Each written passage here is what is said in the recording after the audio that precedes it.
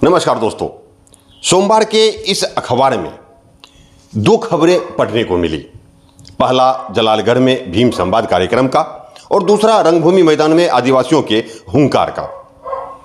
इस दोनों खबर में बहुत कुछ समानता है, क्योंकि दोनों कार्यक्रम दलितों और आदिवासियों के हक और अधिकार को लेकर ही आयोजित किया गया था। जलालगढ़ में जहां जदयू नेता और कार्यकर्ता दलितों और आदिवासियों को अधिकार दिलाने की बात कर रहे थे, तो वहीं रंगभूमि मैदान में आदिवासी समुदाय के लोग इकट्ठा होकर अपने अधिकार की मांग कर रहे थे। जलालगढ़ में आयोजित कार्यक्रम भीम संवाद में बिहार सरकार के मंत्री अशोक चौधरी पहुंचे हुए थे, लेकिन रंगभूमि मैदान में अपने अधिकारों की मांग कर रहे हजारों आदिवासियों से मिलने नहीं पहुंच पाए।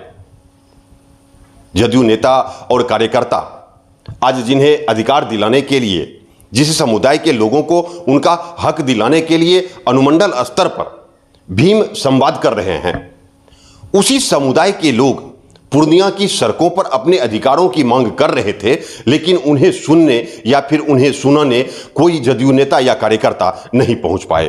क्यों? क्या आदिवासी समाज के लोग नीतीश कुमार को या फिर जदयू पार्टी को वोट नहीं करती है, या फिर दलितों और आदिवासियों को गुमराह करने के लिए मौजूदा वक्त में भीम संसद का आयोजन किया जा रहा है जदयू पार्टी द्वारा? मैं ऐसा इसलिए कह रहा हूं क्योंकि रविवार को ही आदिवासी समाज के हजारों लोग पूर्णिया शहर के रंगभूमि मैदान में इकट्ठा हुए थे और रविवार को ही सरकार के मंत्री पूर्णिया में थे, लेकिन उन आदिवासियों से उनका हाल जानने नहीं पहुंच पाए।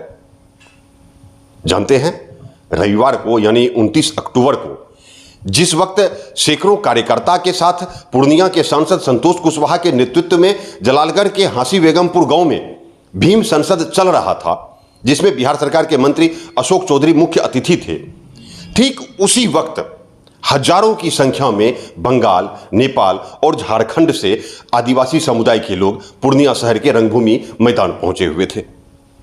लेकिन उस जनसभा के संवाद को सुनने या उन्हें सुनाने कोई जदयू नेता या कार्यकर्ता नहीं पहुंचे, जबकि भीम संसद में भी उन्हीं समुदाय के हक और अधिकारों की बात की जा रही थी, जिस समुदाय के लोग इंदिरा गांधी स्टेडियम से निकलकर शहर के अलग अलग चौक चौराहे पर नारे लगाते हुए रंगभूमि मैदान पहुंचे हुए थे। दरअसल जनजाति सुरक्षा मंच के बैनर तले पहुंचे आदिवासियों का कहना था कि आरक्षण का लाभ लेने के लिए जो हिंदू, मुस्लिम और सिख समाज के लोग ईसाई धर्म अपना लिए हैं, उसे डीलिस्टिंग किया जाए, यानी उन्हें चिन्हित किया जाए। जो हिंदू, मुस्लिम आज के लोग, जो लोग आदिवासी समाज में धर्मांतरित हो चुके हैं, उनकी पहचान की जाए और यदि वे आरक्षण का लाभ ले रहे हैं या लेना चाहते हैं तो उन्हें उस लाभ से वंचित किया जाए। आदिवासियों की मांग है कि धर्म बदलने वाले लोगों को SC ST आरक्षण का लाभ नहीं दिया जाए। जनजाति समाज में होने वाले धर्मांतरण को भी रोका जाए और कड़े कानून बनाकर धर्मांतरण करने वाले लोगों को सख्त सजा देने का प्रावधान किया जाए।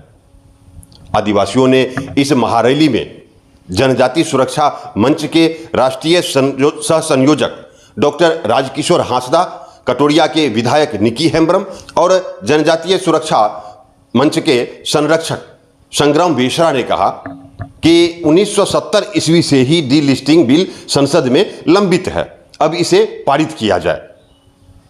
उन सबों का कहना था कि 5% धर्मांतरित लोग मूल जनजाति की 70% नौकरियां, छात्रवृत्ति और विकास के फंड हड़प रहे हैं, अर्थात 95% लोगों को मात्र 30% लाभ ही मिल रहा है। इसके लिए केंद्र सरकार और राज्य सरकार को इस पर विचार करना चाहिए। अब जानते हैं आप, ये जो आप हजारों की भीड़ देख रहे हैं, इनमें कई सामाजिक संगठनों का भी सहयोग था।